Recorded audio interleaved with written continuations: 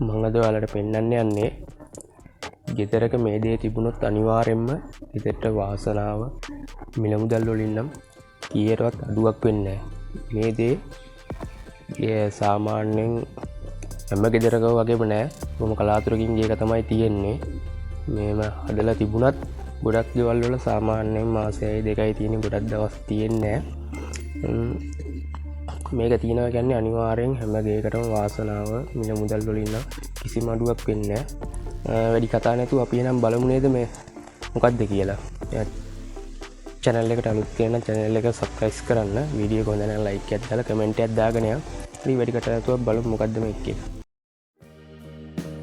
YSD Production.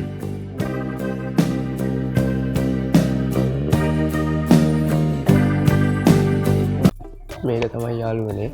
මේක දැන් අපේ ගෙදර හදලා සාමාන්‍ය මාස 8ක් විතර වෙනවා.